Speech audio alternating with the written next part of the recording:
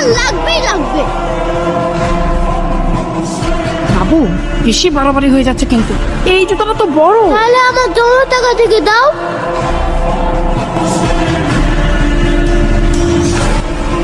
এই আস্তে, তোমার ছেলেকে নিয়ে আর পারছি না। কেন?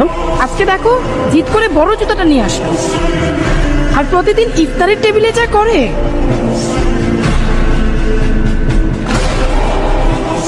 ঠিক আছে, আমি দেখছি।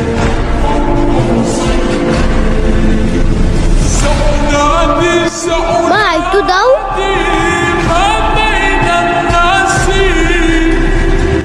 মা আমি আসছি।